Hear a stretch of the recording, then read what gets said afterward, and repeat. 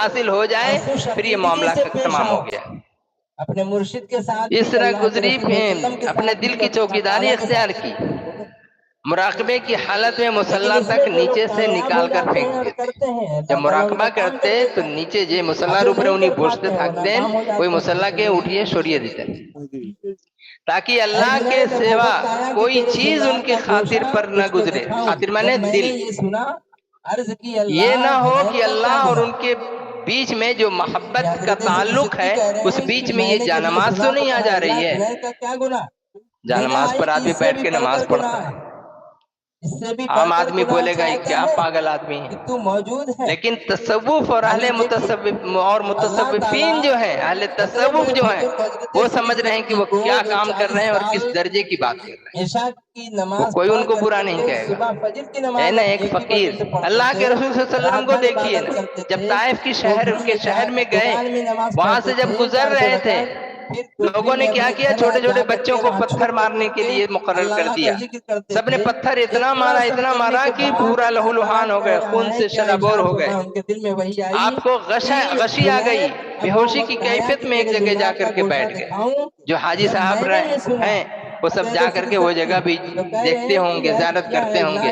اللہ تعالی ہم لوگوں کو بھی توفیق عطا فرمائے، آمین ثم آمین۔ تو وہاں پر اس عالم میں بھی کیا ہے، پتھر کھا رہے ہیں، بچوں کے پتھر کو کھا رہے ہیں، اب مسکرا رہے ہیں۔ ایک بزرگ بھی ایسے ہی تھے کہ جو بچہ جتنا پتھر مارتا تھا وہ ہنستے تھے۔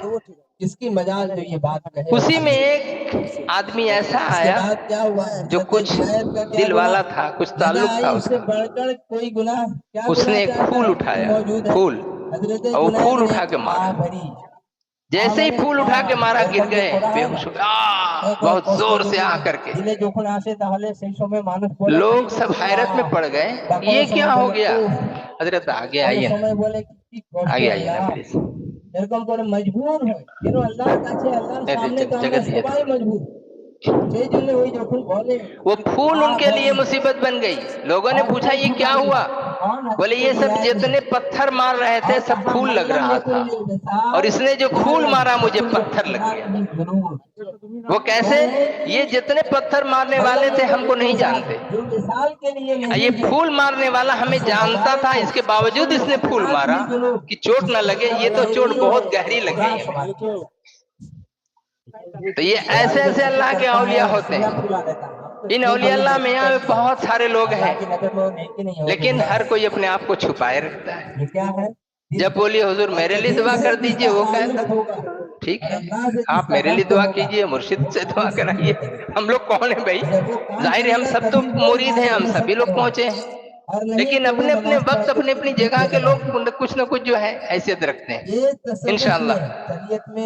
اس کے بعد کہہ رہے ہیں وہاں اگر کچھ ادھر ادھر کا ہے، پاجامہ اوپر نہیں رکھا، 40 برس ایسے گزرا، بنا مصلی کے نماز پڑھتے رہے، ذکر کرتے رہے، ایسے کہ 30 برس تک عشاء کی نماز ادا کرنے کے بعد عشاء کی نماز ادا کرتے اور اس کے بعد صبح کے وقت تک کھڑے رہتے۔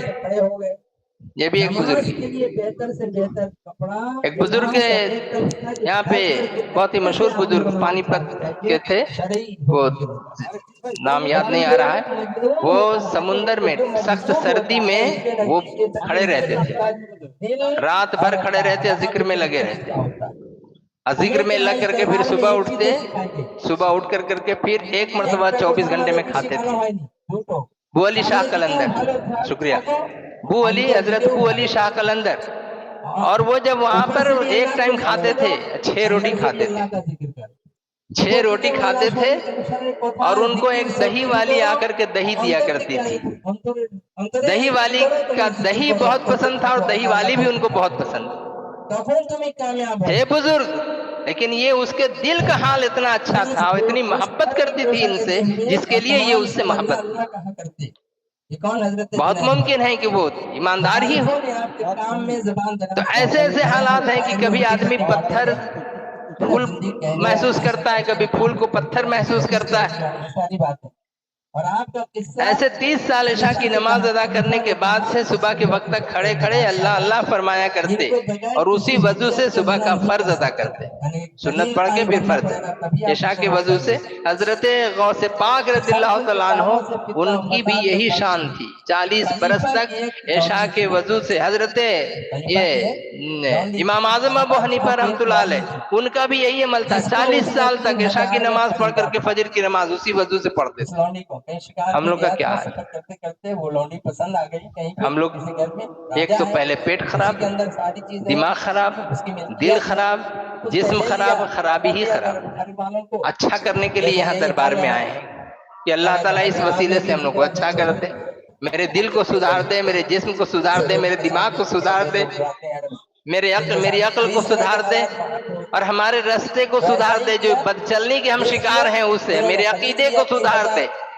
अकीदे में जो खुराफात जो हमारे जो मची हुई रहती है, यही जायज कि वही जायज, एटा भालो ओटा भालो, एटा बिदअत ओटा शिर्क। अरे दरबार में जितना काम होता है सब शरीयत के मुताबिक है, कोई यहाँ पे बिदअत नहीं। अफसोस की बात यह है कि कुछ लड़के यहाँ पे पढ़ते थे, उन लोगों ने हुजूर पर फतवा लगा दिया। ये 3 चीजें हैं जो इंसान को अपनी तरफ यहाँ अनुमुल्लाह मुबारक उस पर फतवा लगा दिया। ये कहाँ से आया? वैसा ही लोग पढ़ाने वाले थे जिसकी वजह से वो हौज का पानी इनकी तरफ आया। इस तरह से लोग इसलिए देखना चाहिए कि पीर कैसा है, उस्ताद कैसा है। जो खुश अकीदा मुसलमान है और उस्ताद है और पीर है, ऐसे लोगों की सोबत में रह करके इंसान का अकीदा भी अच्छा होगा, अमल भी अच्छा होगा, जन्नत नसीब होगा।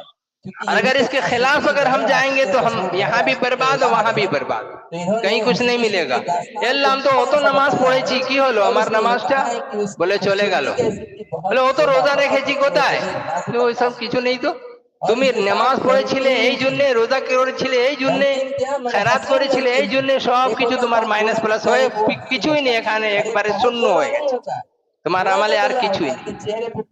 এবারে বলুন আল্লাহর রহমত ছাড়া আর কোন জিনিস কি বাঁচাতে পারে?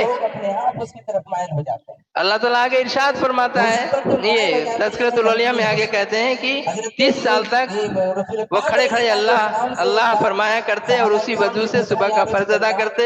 जब 40 बरस हो गए तो मुझे ये गुमान हुआ कि मैं मकसूद से कामयाब हुआ। उसी वक्त एक हातिफ ने आवाज दी। उस वक्त ये श्री सिद्दी कह रहे हैं कि हमको ये महसूस हुआ कि अब मैं कामयाब हो गया। कामयाब हो गया मतलब हमने अल्लाह को पा लिया, हमें मार्फत इलाही हासिल हो गई। उतने ही में हातिफ ने आवाज दी, ये हजरत जुनैद का वाकया है।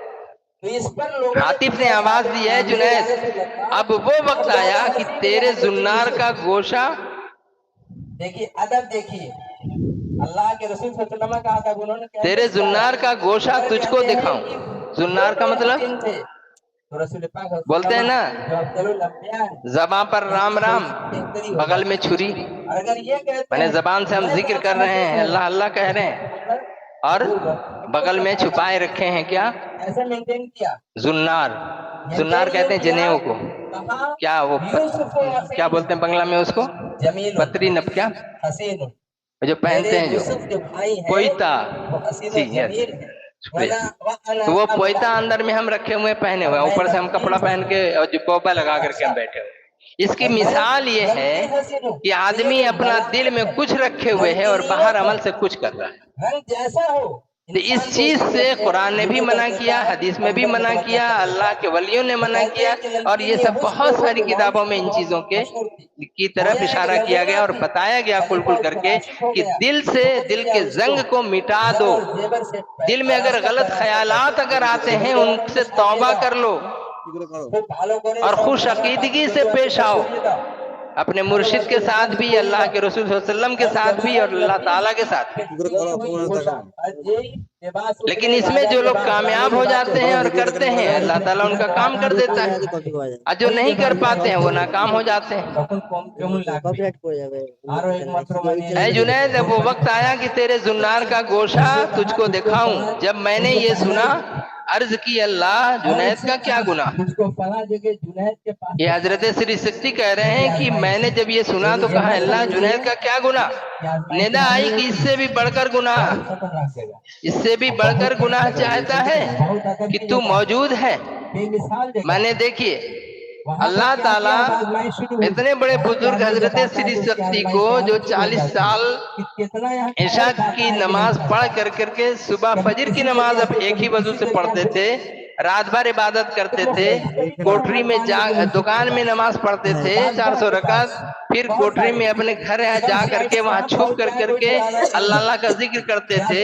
इतना सब करने के बाद अल्लाह ताला कह रहा है, क्या इरशाद फरमाया, उनके दिल में वही आई कि जुनैद अब वो वक्त आया कि तेरे जुन्नार का गोशा दिखाऊं। जब मैंने ये सुना हजरत श्री शक्ति तो कह रहे हैं कि अर्ज किया है अल्लाह, जुनैद का क्या गुनाह कि वो जुन्नार